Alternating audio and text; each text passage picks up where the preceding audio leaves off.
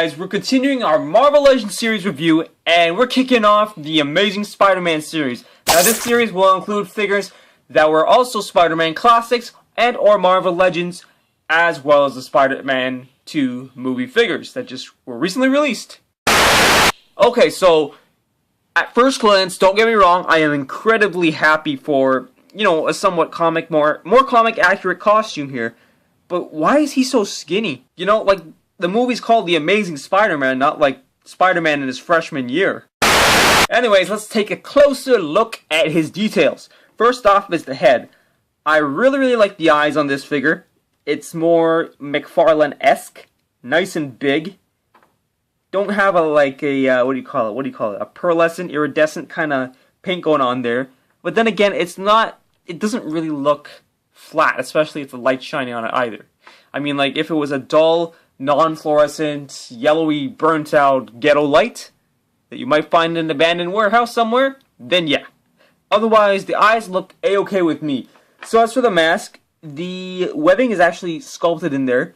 I kind of wonder what it would look like if the webbing was filled in with like black paint or something, because as you can see, it is not. But it's kind of clever because the light shining over the bumps and grooves and bevels and what have you will actually produce that black webbing kind of effect from afar. So that's pretty cool. His neck is a little weird. It kind of looks like he was wanting to wear a turtleneck or something. Like, he's just so skinny, I don't know why. And you'll see what I mean once I start moving the arms around and stuff like that. Like, don't get me wrong, I am still incredibly grateful for this figure. It's just, why? Why is he so skinny? So let's all take a body shot here. Haha, get it? Body shot? Anyways, his body is pretty flat. I mean, like, you do have some detailed muscling on the sides here where his lats are. But as far as his six-pack, that's just something he should have. Like in Spider-Man, if you're not going to give him decent muscle size, at least give him the six-pack. You can't really see anything there. It's just, if he would move his hand here. Look at that! What the hell? Come on, man! Eat some sandwiches! Looking at the arms, I mean, they could be worse. You've got that same kind of sculpted beveling effect going on.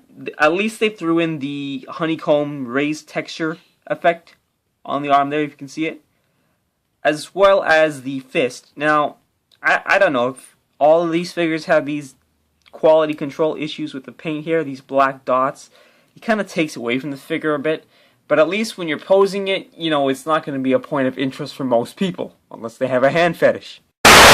Looking at the rest of the suit, they did a fine job with that detailing there, especially when the light glints off of it. You can really tell that there's different textures put into the figure, as well as the definition of the quadriceps in the leg. Holy cow. It kind of does look like ground beef or ground turkey. But, yeah.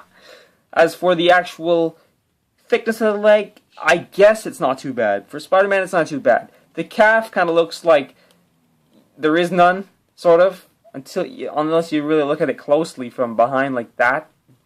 And the same sculptedness is going on here.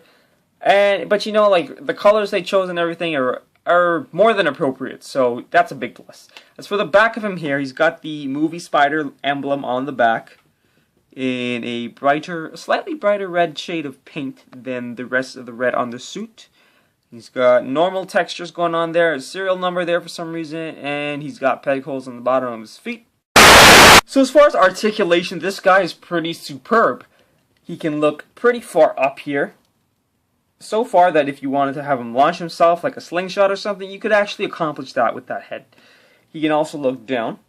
More than sufficient. He's got a nice ab crunch joint here. I'll show you that. It doesn't go down too far because of his chest, I'm guessing. It would crush the emblem here. But it's sufficient for most poses. As well as the back extension, which is also nice to have. As far as his legs, they're pretty good as well. He's got donkey kick action.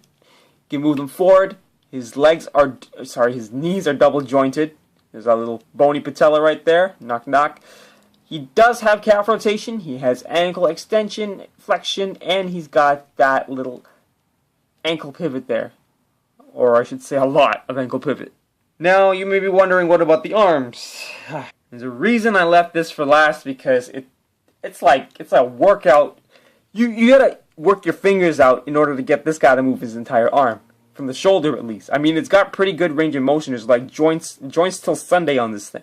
But you gotta press down here, This shoulder's not as bad. Now it's making me look like I'm a lunatic, but watch this. If you wanted to raise his arm from the elbow, usually you could do it, but no. That's because there's a peg that pegs the shoulder into the bicep here that doesn't allow you to do that. So you've really got to press down on the top, push up on the bottom at the same time. As for the rest of his arm, it's pretty good. You got elbow flexion, and you've got those wrist joints right there. But yeah, like I said, even for rotation, oh god, don't get me started on rotation. That's like it's like trying to crack like a walnut or something. But yeah, he is capable, more than capable of it, so yeah. And as you have probably noticed by now, he does come with two different sets of hand.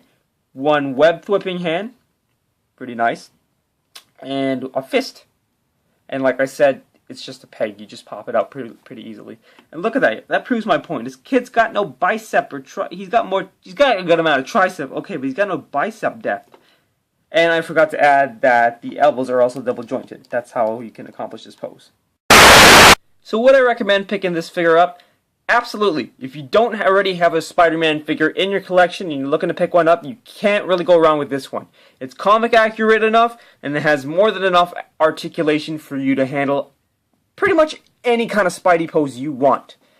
And it looks real nice too to add. So that kicks off our Amazing Spider-Man portion of our Marvel Legends review series. As always, guys, crush that like button if you like what you see and you want to see more here. Until next time, peace.